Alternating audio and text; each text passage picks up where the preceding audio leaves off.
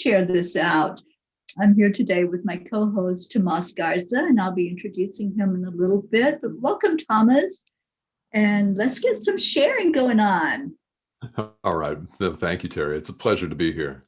Everybody share this, please.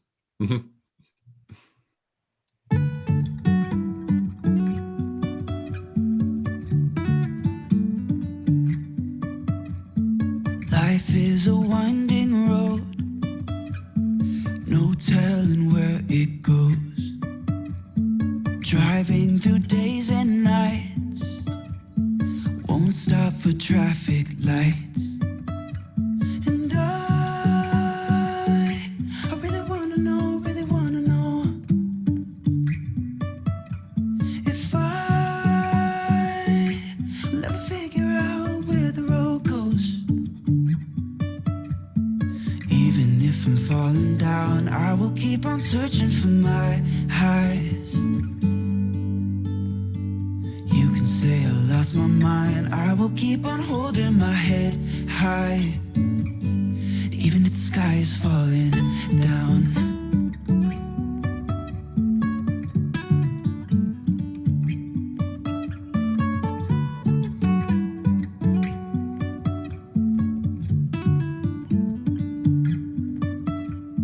Jumping from cliffs so high, trusting our wings to fly.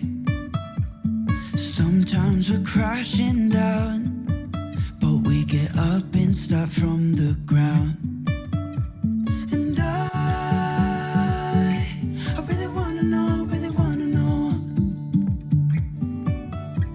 if I will ever figure out where the road goes. Even if I'm falling down, I will keep on searching for my highs. You could say I lost my mind, I will keep on holding my... Okay. I got it all shared out. And Tomás, thank you for sharing as well. You bet, of course. Welcome, everybody. I love that song. I just found that song today. And the words to it just hit me that's kind of my song, no matter what's going on, no matter what that road brings, I'm just going to keep searching for that higher ground and just finding the beauty that's out in the world. And Tomás and I are going to talk about that a little bit when we discuss the Course in Miracles today. But I just want to welcome everyone. This show is called Gratitude Happy Hour. And I named it that 5 years ago in honor of a friend that was my gratitude guru. Bob Miller just had a birthday and he's in heaven. So happy birthday to Bob in heaven. And he lifted us up every day with gratitude. And once Bob left his physical body, there was a big hole. And I started Gratitude Happy Hour almost 5 years ago. So now I just focus once a week on gratitude and help to share some love and light into the world. And I was thinking today, what do I know about gratitude? And what I know about gratitude is that it makes me feel good. It brightens my life. It brings joy to me. And I truly believe that in giving gratitude, the person that receives that gratitude is lifted up as well and has more joy in their life. So it's a win-win. When you're giving gratitude, it's the same vibration as love. So you're sending out a big love bomb and just saying to somebody, I really appreciate you. I don't have to have a reason. I just do. And so that's what I know about it. And I want to welcome Tomás Garza, who I so appreciate, and I'm so grateful that I got to meet you and your wonderful wife, Cindy, recently in Phoenix. So welcome. Thank you so much. It's a pleasure to be here with you. Yeah. So Tomás, what do you know about gratitude? Well, it's very interesting. I know that it is very transformational in my life. And I also know that I used to be very skeptical of it. I used to think, okay, why is everybody preaching gratitude? Why does everybody want me to write 3 things or more that I'm grateful for in my journal? Why does anybody want to have a journal specifically devoted to what they're grateful for? What's the catch? I don't get it. And that was me once upon a time.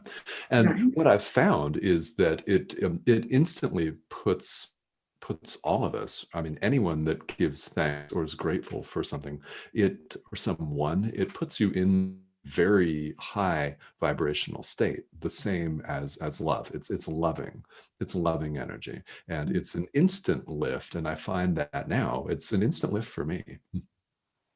Yeah, it really is. One of the things I did in that year that I started Gratitude Happy Hour, I started another tradition called the Gratitude Vase. And I had an actual physical vase, and I would write someone's name down and say, I'm grateful for, and then their name.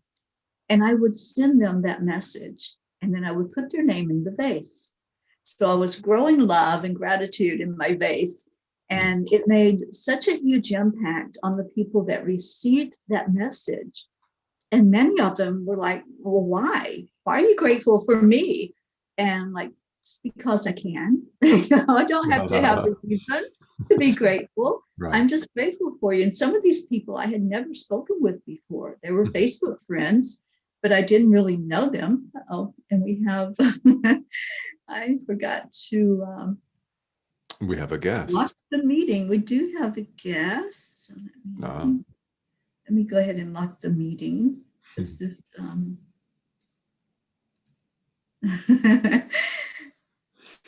sometimes I do have open forums where people can just jump into the Zoom, but that's not what ours is today. No. So I'm going to go ahead and lock the meeting so that we can continue the conversation.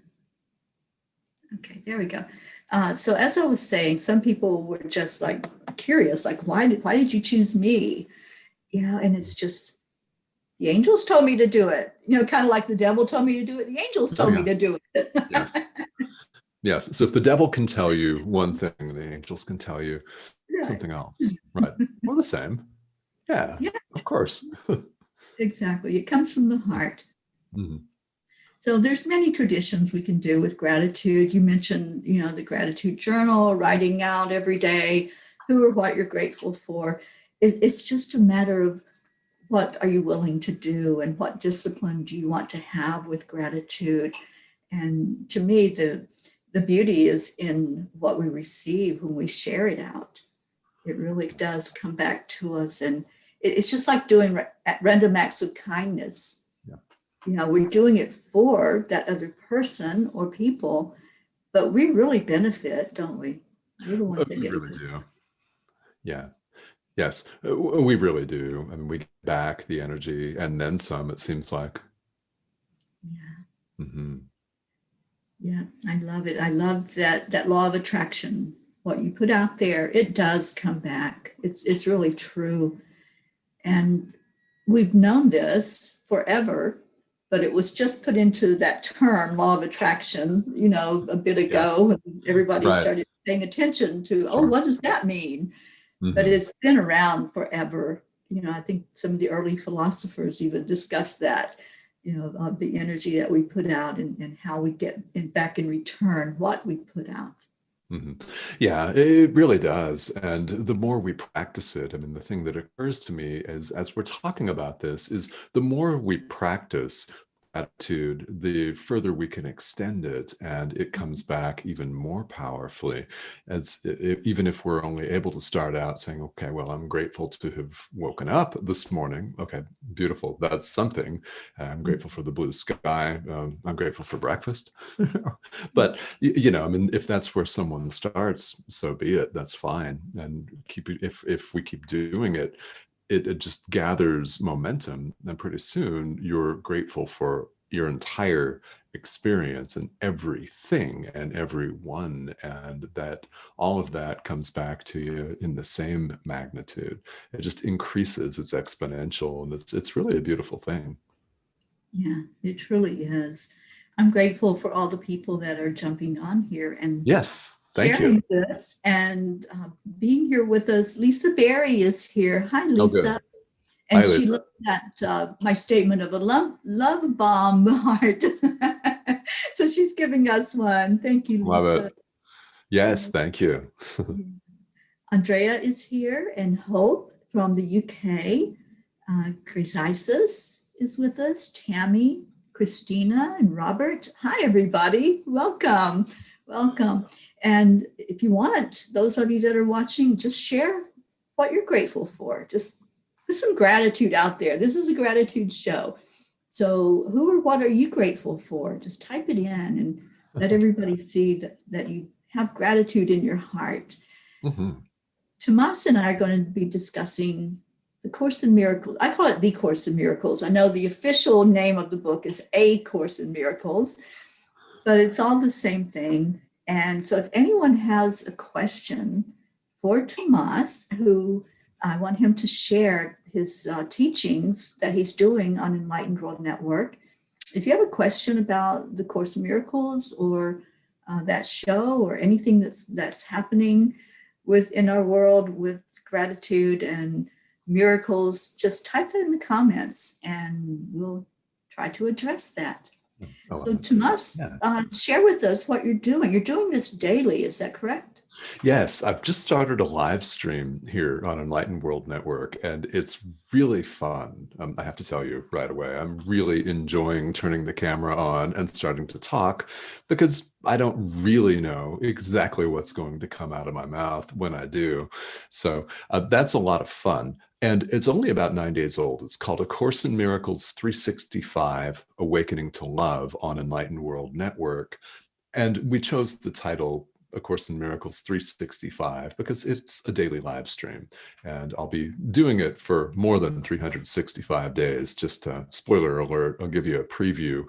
We just started the workbook for students yesterday on the live stream. And that in itself will take us more than an entire calendar year to move through all of those exercises. And it's going to, I will let people that are listening to this and watching know that the times vary every day. So I invite you to check the show guide on Enlightened World Network. It's the pinned post on the page, the Facebook page. So it'll bounce around every day, but it's A Course in Miracles 365, Awakening to Love. And it's going to be so much fun. It already is. It already is. Yes. I'm so grateful that you're doing this. Oh, thank you. Yeah. I'm grateful. I'm grateful to have the opportunity. Absolutely. Yeah. Beautiful. And, I found the course about 35 years ago, Mm-hmm. and it was still in its infancy. So there wasn't a whole lot of understanding of it. I was part of a group that sat together once a week and said, what the heck is this? And would look at some of the things that it was sharing with us to do, like you and I were discussing earlier about, erasing those, not erasing the concepts, but really looking at them and saying, do I believe that? And tearing everything apart and looking at it with new eyes and new perspective. And Lisa Berry has a question for you. Okay. She says, how long after you had heard about A Course in Miracles did you begin the practice? Not very long, in fact. And I began the practice in 2013. And strangely enough, I didn't really hear about A Course in Miracles until 2012. And this is, it may sound strange because I've had a meditation practice since the mid-1980s. I picked up meditation in high school and really loved it. So I've been doing that for over 35 years. And I was practicing a lot of Tibetan Buddhism and was raised in various spiritual traditions. So I didn't really hear about it until 2012. And I bought the same copy that I have right now today. Oh, that's right. It's right over here on my table. And I've had that for 8 years. It was pretty soon after I heard about A Course that I became very curious about it and then had to purchase it. I was instructed to pick this up at Powell's bookstore in Portland. Awesome. Yeah. Yeah, I just happened to be in Boston when I discovered it. And back then, that was in, oh my gosh, like the late 80s. Oh, okay. Mhm. Then it was one book. It wasn't divided into three. It was one Sure. book that contained everything, the teaching, the workbook, and the teacher's manual. Hmm. And I would open that book and I'm going, oh my gosh, this is complicated. And I don't know. I think it's so hard for you to understand it on your, not impossible, but it's harder to understand and grasp it on your own if you're just picking it up and reading through it. So how long did it take you after you got the book to discover that, oh, I think I might need to discuss this with somebody? Well, I didn't join a group right away. In fact, I was doing it just by myself, and what I found was that yes, some of the terminology was different because I mean it's not foreign. They're words that we recognize. They just mean something different in common parlance, which is really. It becomes evident once you do it. But I was so motivated and so compelled to begin to go through the course. And I was compelled to start with the workbook for students, which is what we're doing right now on the live stream. And things resonated that they just, I felt like I was home. That's what it felt like to me, is I felt like I was home. Things just made sense. So I was very motivated to just go through it by myself. And that's what I did. Yeah. Awesome. Yeah, when I got it and I started reading it, I'm thinking, okay, either I'm going to go crazy trying to figure it out or I'm going to get some help. And so where I was at in that community in Boston at that time, there was a big spiritual community, and we all just kind of gravitated to meditation, to Mhm. Yeah. chanting, different things. And I found out that there was indeed a discussion group for it. And that's where I really started to understand more of the concept of it. And I love it. And, through the years, I would think about it again. I might pick it up. Or what really happened for me was Pam Grout, who is an internationally known writer. She has studied the course for years and years, and she started blogging about it, and she would blog the lesson of the day from the workbook. So I would get those emails, and that got me back into, oh, I really need to get back into this again because it makes such a huge impact on you when you study it, when you go into that perspective, coming from the place of seeing things in that different light. So she wrote Yes. her book just recently. She published The Course in Miracles Experiment. Mm. And our book club here at Enlightened World took that on for a month as our book that we were going to read through and discuss Okay. every week. So that's gotten me back into the daily journaling of it and working with it. Yeah. Now, I do journal. It's not like a normal, writing out sentences after sentence. Sometimes it's just a thought. So I wanted to ask you, do you journal along with the lesson every day? I've been journaling for years, just in general. And I journal, and what I find is that when I sit down to journal, my wife and I have a morning routine that is sacred. I mean, it is a sacred ritual, and we're early risers, and I don't start any appointments before 9 a.m. because I want my time in the morning. And A Course in Miracles is a part of that. Meditation's a part of that. Drinking coffee is a part of that. Journaling is a part of that. And what I find is that the course lessons sort of suffuse every journal entry. And I realize, because I've kept all of my journals from years back, and I'm able to go back. It's really fun to go back in time and to see, okay, well, this is what my understanding was, say, in 2015. And now, wow, okay, it's really different. And, I started off doing this just on my own. And I've since been a part of a couple of groups, led workshops. And now I'm here on Enlightened World Network all over the world, which is really fun. And, I think that there's something about this that really lends itself to a community. So I'm finding that it's fun to share. And of course, as the course says, we teach something. In order to learn something ourselves, we actually teach it. And I mean, if that doesn't immediately hit home with somebody, I mean, the adage, no one ever learns as much as the teacher, that's another way of saying the same thing. Right. Yeah, I found that myself, that if I want to thoroughly understand something, do a class. Yes. Because when I teach, I do a lot of research. I'm one of those people that I want to know everything about it. I want to know the ins and outs. And so when you're teaching, you really do understand it more thoroughly. So I get that. I get what you're saying. Right. Yeah. And the cool thing about it for me is that it's not about intellectual understanding so much. And I think that, if one were to try to understand everything conceptually with a so-called rational intellectual mind, you might go nuts. Or at least you'd experience some significant challenges. But fortunately, there are components about it that clarify and make very clear this is about experience. So love it's an experience. Yeah.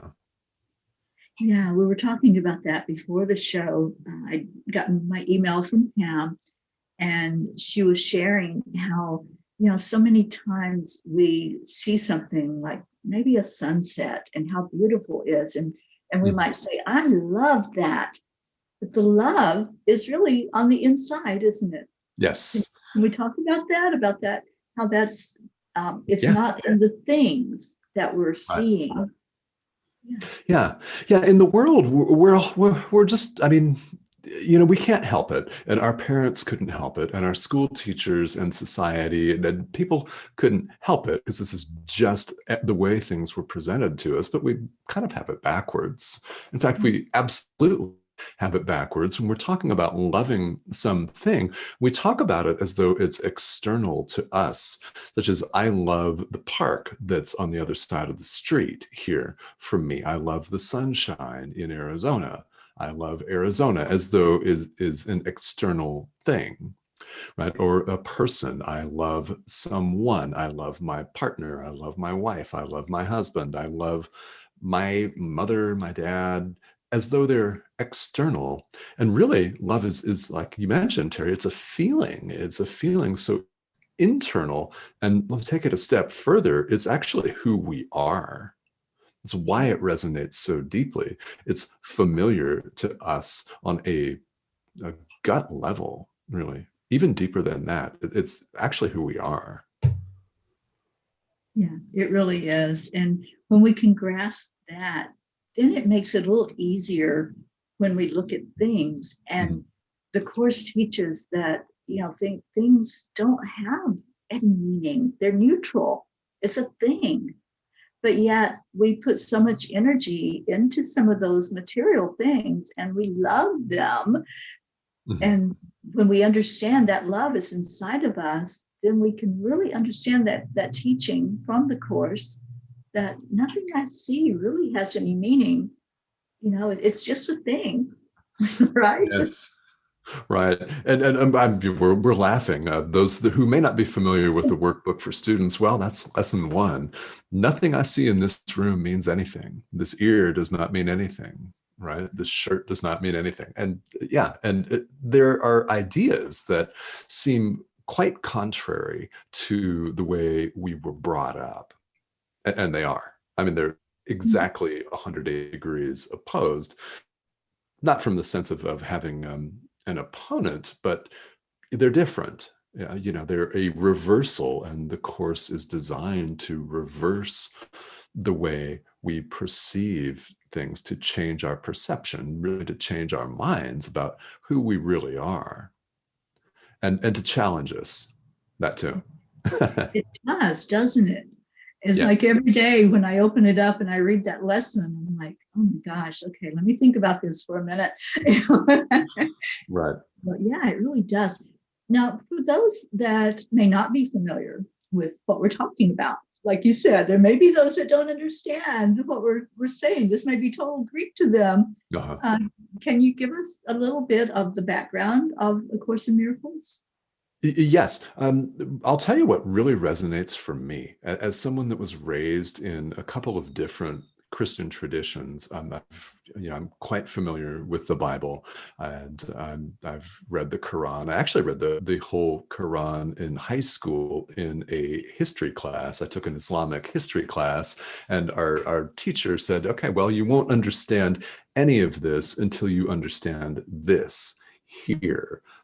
And so I've read that and practiced Buddhism for a number of years, meditation. So what I love, really, what speaks to me about the Course is that it's so universal. I mean, we're talking universal truths, the truth of who we are, and it blends Western spirituality with Eastern spirituality. There are terms in there like God, Jesus, the Holy Spirit, and terms from Eastern philosophy such as the ego that to me are really blended very well and very perfectly together, because I never saw, even when I was practicing Eastern or Western traditions, I never saw them as opposed to each other, which I think is really important. And not everyone is fortunate enough to be raised in a family, in a household, in an environment where that is the case, where people are encouraged to explore things for themselves, where questions are okay, where skepticism is considered healthy and a normal part of any exploration rather than a sin or something like that. So for me, that kind of blend has always been really important. And what's also important is something the Course itself says, is that belief is not required. So the Course was dictated to a couple of PhDs from Columbia University in, well, the 1970s, and by a voice that they referred to as the Voice. Now, the Voice later identified itself as Jesus, as in the Jesus Christ, the historical Jesus, just speaking these words to these two people, to one woman, Helen Schuckman, and then her partner, her colleague, would do the translation, the transcription, I should say. And that is so, I mean, technically it's channeled, but it's not required that you believe that that's even possible.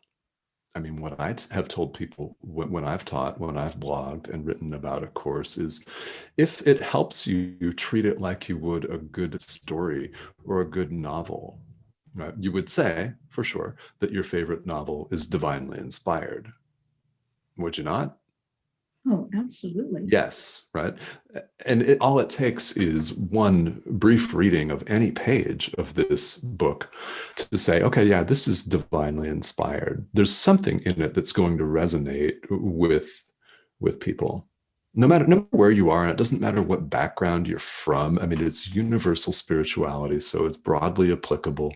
And I absolutely love that it is about experience. That is wonderful to me. Yes. It doesn't just preach to you. No. You really go in and look on your own at yourself. You know, it's about all of those things that we've been told or we've thought, all those concepts and constructs. It's like, okay, now let's tear them apart and really look at that. Yes. Right. Yeah. And it makes us, I love that too. And it's not always pleasant, is it, right? In the moment, to look at all of our baggage. And, if you want to, if you're watching this and you can think of another word for baggage that includes the letters B and S, right? Then look at that, right? It's not real comfortable to have that brought up for us, saying, okay, well, I've been thinking this, I've been doing it this way for decades, lifetimes. right? But it's bringing that awareness of all of that just well to the light, as the Course says. We bring all of our illusions, all of our concepts, everything that holds us back and limits us to truth, right? Not the other way around. We bring everything that has been tripping us up to the truth. And it's the truth of who we really are. And it just, we release it. We release it. It's a process, and it does take practice, because it is about experience, and it's about something that you learn to do. One thing that I love about A Course in Miracles is it calls itself, this is a self-study curriculum. It's not a religion. There's nobody up here preaching. Teri and I are not preaching to you saying, all right, this book says this on page 345. Now, chapter 67, verse 23 says, thou shalt not this. And it's not like that. It's self-study. So you discover what you're meant to discover on a given day, which is why something like we're doing on the live stream with the workbook is so valuable, because everybody's going to discover something completely different. And it may not seem like much at the time, but when you begin to practice these ideas and they compound, and you become more forgiving, more open-hearted, more loving, then your entire life changes. I mean, even to the point of what people talk about commonly as manifestation. What you look at and everything that you see and feel and experience fundamentally changes because of the work that you're doing on the inside. And I do love that about this course. Yes, I do too. And, transformation is not easy. And one of our audience members says it's not comfortable, but so beautiful to transform it to the light. And let's talk about how that is not comfortable for us to let go, is it? We're in the comfort zone. We believed something our whole entire life. Mm-hmm. And now we're putting the brakes on and we're saying, oh, wait a minute. Let me do that. Yeah. Wait a minute. You mean I have to get rid of this? Yeah. No, right? Surely I can keep this little thing, right? No. Yeah. No, I think it's, that's a really great point. It's not comfortable. It's not designed to be comfortable, because so much of that discomfort is on letting go of our identity. I mean, people think, oh, I'm a procrastinator, or, oh, I don't like to go deep with something. Right? I don't like to do this. I don't like to do that. Or I am this, right? I'm a procrastinator. I don't do schedules. I mean, these are just examples of things. They're identities. People have the unhelpful identities, like victim. Want to let go of that one? Yeah, right. We have all kinds of identities. And what happens is we formulate concepts. I mean, lesson 1 in the workbook is nothing I see means anything. Lesson 2, I've given everything that I see all the meaning that it has for me. So if you've studied Eastern philosophy, Buddhism or Hinduism, something like that, you may know the concept relative truth. Well, all right, so if each of us is running around having our experience, which looks to be separate, it appears to be separate, sounds separate, right? We're running around in these bodies, doing whatever it is we're doing. We're assigning all of this meaning to everything that we see. Now, it's going to be different for me than it is for someone else. Someone's going to look at the park across the street and think, oh, how ugly, the grass is dying. And someone might think it's the most beautiful thing in the world, for example. So what happens when we each have our individual conceptions of everything, our individual perspectives, is this is how conflict is born, in fact, out of separation itself. Because what happens? Well, we define our own perspective, our own identity, so to speak, such as I love parks or I hate parks. I mean, I personally can't imagine holding that viewpoint, but let's say somebody does. And then we define and we defend our personal territory, we defend it. And we're quite literally, even though we like to hold ourselves out as superior to animals, we defend our territory like dogs. We really do.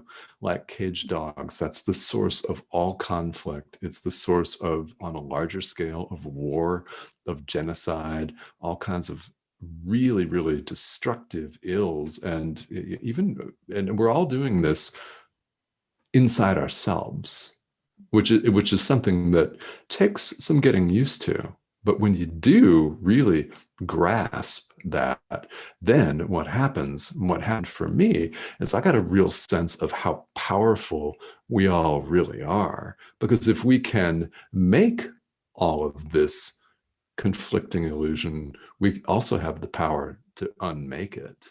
And the Course teaches you how to do that. Right, to deconstruct it. Hmm. And one thing that I've noticed, I know with myself, I don't like confrontation, and I don't like having to look at something and say, oh, wait a minute, and go out of that comfort zone with it.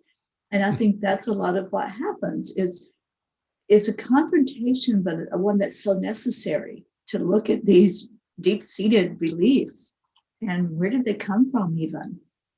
How is that ingrained into us that something is a certain way and that it's only that way? Mm-hmm. So I love Pam Grout's perspective of the universe is a field of unlimited potential. And once we can grasp that there are more than one ways to get to a certain path or to get to a certain object, then we can open up to that. And the confrontation doesn't have to be painful. You can let go. Right. I mean, even the fact that we think that a confrontation, or even the word itself, confrontation, right, is painful. We can even let go of that, of all of our concepts. And actually, speaking of the workbook for students, that's one of the points of it is you just show up and you practice the exercises as it invites you to do. Mm-hmm. Nothing more, nothing less, without preconceived notions, without judgment, which is hard because we're judgers, all of us, right? Mm-hmm. We want to judge, we want to label things as good, bad, hard, beautiful, ugly. But if we're able to let go of that, then we discover that there's freedom in letting go of that. So if you want to say that then becomes self-sustaining, it really does, because you begin to experience lightness. You begin to create space for yourself. That's what meditation practice is, what yoga is. You're creating space, emotional, spiritual, psychological space for yourself to make a different decision moment to moment. That's all we can do. That we can create that space, or we can contract.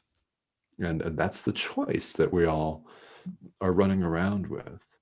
And it may seem like there are a million other things for us to choose from, but really it's just that. I mean, is it love or is it fear? That's the choice. That is the choice. I love that. And I always say our superpower is the ability to make choices. Mm.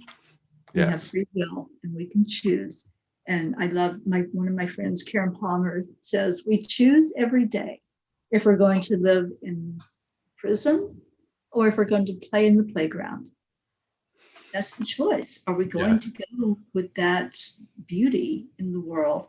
And one of the lessons in the Course that I don't know if it was today's or yesterday's is choosing to see the beauty in the world. Choosing to look at it with those eyes and look for the joy, look for what's good in the world, instead of looking at what we normally look at and read the news and read the newspaper and listen to the news and see how bad things are. We can choose to look and see how good things are, because that's there. When we look for it, we get what we look for. We really do. I think that's a great point. If we're looking for conflict, well, we'll find conflict, and it will find us because we're focused on it. So what does this really mean? It means we're more powerful than we imagine ourselves to be. So let's focus on and expect something else, like miracles, right? Like love, like a love bomb. Yeah. Yeah. Let's focus on that instead. Yeah. You know, I've seen so much in the past 4 months. I've been on this journey, and I love, as part of this show, I love just to give an update to people of where I am currently on Yeah. the journey. Yes. Just recently, I was in Phoenix, Arizona. I spent a long weekend there. I think it was 4 days. And I got to meet you, Tomas, and your beautiful wife, Cindy. I just adore Cindy. She is, it's really, she touched my heart just with her openness and her, it was like this awe of the world. That was what I felt from her. It's just Yes. the world's a big playground. You know, what can I discover today? So I Yeah. really enjoyed sitting with the two of you and meeting you and having a discussion with you and watching the wind kick up and blow some things around. Yes. But Right. after Phoenix, I traveled on to California. So that's where I am now. I'm here in a bed and breakfast for a few weeks. And I just recently made it over to the ocean Oh, good. over the Yeah. weekend. And I'm an ocean girl. You give me a beach and water, and I'm in my Zen spot. I'm happy. I love So it. this weekend, I found the ocean here in California, and I will be doing the next land blessing here in Solvang, California, if any of you are familiar with that. And that's where our Karen Palmer lives. And she's already got a place that she wants to take me to. And we can see if the angels give it the thumbs up that, yeah, that's where we're going to do a land blessing. All right. Then after that land blessing, I'll be headed further north to the northern part of the state and up to Mount Shasta.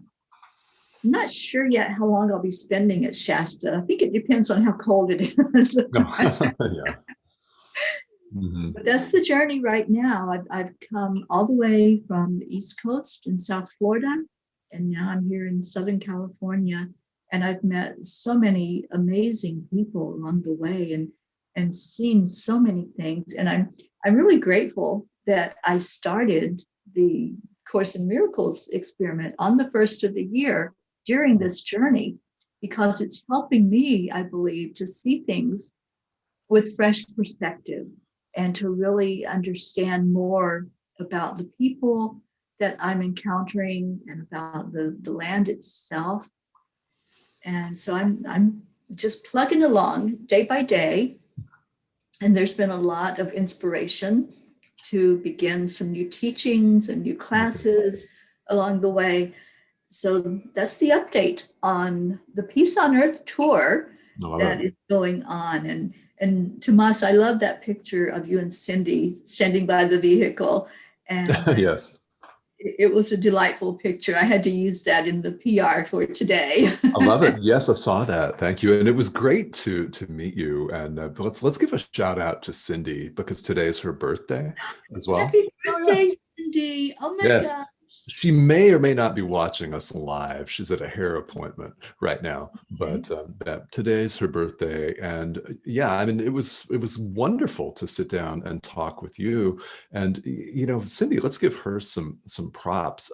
She has been a course student for about the last 2 or 3 years, and what I've seen in her is a tremendous change, a big time transformation and an openness and a curiosity. And she's really stepping into her leadership capacity, to her potential. And guys, if you're curious about how A Course in Miracles impacts somebody who was at first kind of skeptical and watched me doing it for a few years, ask Cindy. Yeah, she will absolutely tell you the impact that it's had on her. It's been quite tremendous.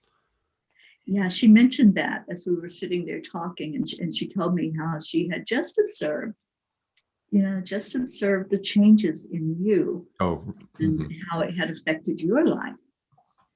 So Yeah. then you jumped in with both feet.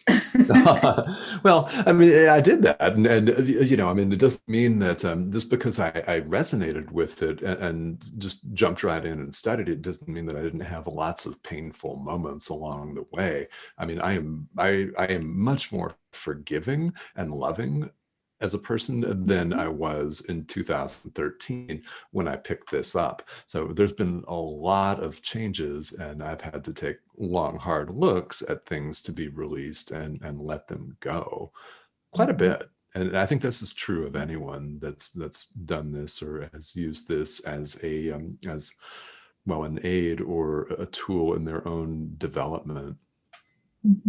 Yeah, I think that's important to realize too, is that it does bring up that forgiveness inside, doesn't it? Yes. It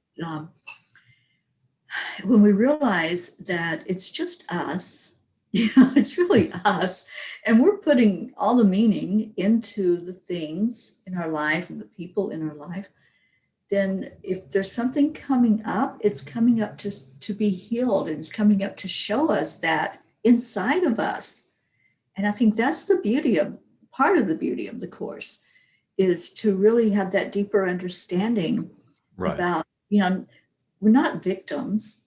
Nothing is happening to us. It's really happening for us. It is.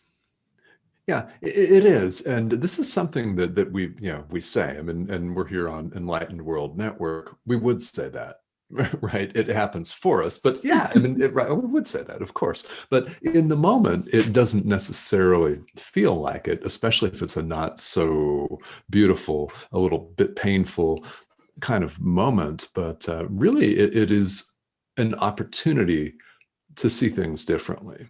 And a course teaches that. I mean, any authentic spiritual practice, any one of them would teach that. It's an opportunity to see things differently. How we make a decision in the present moment, right now, to see things differently. In other words, we choose love. If we want to get really, really simple with it, we choose love instead of fear. We choose God instead of the ego. Yeah, it's that choice takes on many forms, but that's the choice. And the more consistently we make it, then boom, the more forgiving we become, the more open-hearted we become, the more lighthearted, we laugh more, have more fun, which everybody wants, right? I think, right? Everybody wants Fun. that. Yeah. Everybody wants fun. Fun. Yeah, I spoke of Bob Miller when we opened the show today. He was my gratitude guru. Every day he would remind me that life should be fun. Get out there on that swing set. No matter if you're 90 years old, go to that park that Thomas was mentioning and just swing on the swing set or just hang out in nature. That's our choice. We choose. And when we look at life and say, okay, this is my playground, I'm going to really enjoy myself while I'm here. I don't know how long I have. None of us do. We're not guaranteed anything. But in this now moment, I make a choice. And that choice is to be happy and joyful and free.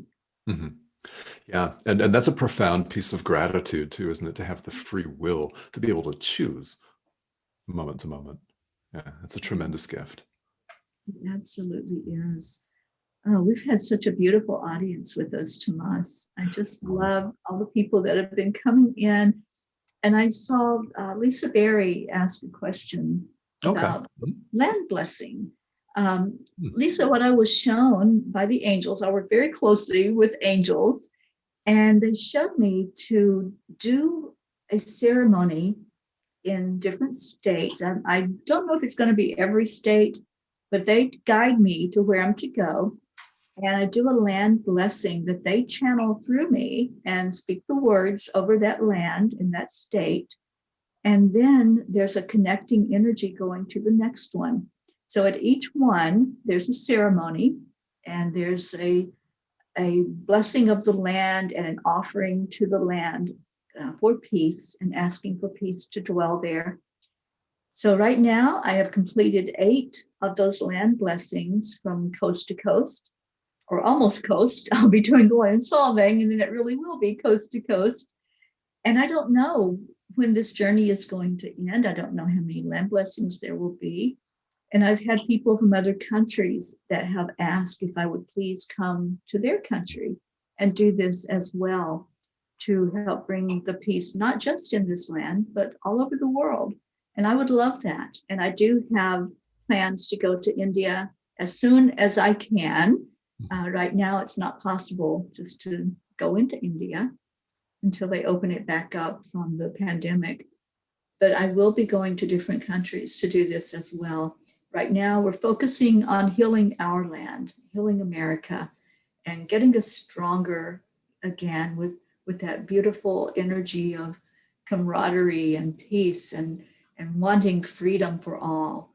So that's what's been happening with the land blessings. It's called the Peace on Earth Tour. And I take everyone with me virtually. Every land blessing is documented, it's recorded. If I can do it live, if I have internet, then I do it live. Otherwise, sometimes I'm up on the top of a mountain, so I don't have the Wi-Fi ability to stream it live. But they're all recorded, they're all on YouTube. And just, I love the journey. I love all of the wonderful people that follow along with it. We call ourselves PEAS, and it's Peace on Earth Tour because everybody's going along together to do this. And you can follow the journey on my website at angelspeakers.com. All the links are there to get you to the recorded land blessings that have happened and the updates about it.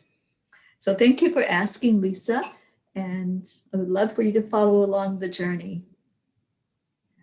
We are running out of time. This hour went really fast. Yes. I'm so appreciative of you, Tomás, for being here for this discussion on the Peace on Earth Tour and the Course in Miracles and your new show. And we've had a lot more people jump in since the beginning. So if you would just, again, tell us about the show that you're doing at Enlightened World and any other thing that you want to share with us that you're doing. I know you have podcasts and you have a website, any way that people can reach out to you. Absolutely. Yeah, thank you, Teri. I'd be happy to do that. So the live stream that I've begun that focuses on A Course in Miracles, and I will put this in the comments as well. I'll put the all of this information in the comments here to the thread, so people that aren't catching this live will be able to see. But it's called A Course in Miracles 365, Awakening to Love. It's a live stream. Each one's about 15 to 20 minutes. So the timing will be all over the place, but it's here on Enlightened World Network. And I would just invite you to check the show guide at the beginning of every day, which will tell you when that show is going to go live. And again, it's A Course in Miracles 365. Love. And Teri, as you mentioned, I'm also a podcast host. I'm the host of a show called Decide to Transform. And Lisa, who's been commenting, is my business partner and a very close friend. She and I are in business together as podcast trainers, podcast producers, and our business is called Podcast Prosperity. So we're very, very into and love the radio and podcasting world. So yeah, and you can reach me. Email is a very good way to reach me. I'll put that in the comments as well, but it's Tomás, Tomas, at tomasgarza.com. Awesome. And we have someone that commented, I am following it as of yesterday. So people are beginning to find it, Tomás, and the more we put the word out about that show, and you just every day, just check the show guide. Ruth and her team puts that show guide up every day to let you know what shows are on, what time they're on, and just come on in and follow Tomás and check him out with his website and the podcast that he does, and Lisa Berry. And Lisa, thank you for joining us today in the audience. So appreciate you. And I'd love to have you on here one day and hear more about what you do. If you would like to do that, I'd love to have you as a guest co-host. Next week, I have Stacy Small-Lord coming on. She's going to be presenting a new show on Enlightened World about nutrition and cooking healthy food. And, you know, it's so important what we feed our bodies. And this is something I changed about 4 years ago and got away from processed foods and sugars and things that just, they don't help our body at all, and started learning more about nutrition and what our body does need. So Stacy is going to be presenting a show on that at Enlightened World. I'm so thrilled. So she will be my guest co-host next week on Tuesday. Cool. So again, Tomás, I really appreciate you. Did you want to leave us with any words of wisdom? Well, thank you for one. Teri, thank you for having me on the show. It's really been my pleasure to be here as your guest. And for those listening, I do invite you to check out A Course in Miracles. What I'm doing is I'm bringing my experience and making these teachings as accessible as I possibly can. So I really do invite you to check that out. And I would say just try it. If you're curious about it, a number of people have a copy of A Course in Miracles just collecting dust on a shelf for years before it finally speaks to them. But why not today? Right? Why not let today be the day that it speaks to you, to pull it down off the shelf, pull it open, and see what you may find. What you may find is a completely different way of looking at everything. Absolutely. Wonderful words. I couldn't have said it better. And I totally agree. Just be open to possibilities. Mm-hmm. What's the best that could happen? Thank you all for being here. Thank you for tuning in and for sharing it out, for those of you that shared. And I wish you a blessed rest of your day. And those of you that know me and follow me know that I end every one of my broadcasts the same way. It's a word that means the light that I see in you is the same as the light that I see in me. I acknowledge it, I honor it, I respect it, and I love it. And that word is namaste. So I end the show with namaste, y'all. I love it. I love you. And Tomás, thank you again. You're welcome. Thank you. Later. Bye, everybody.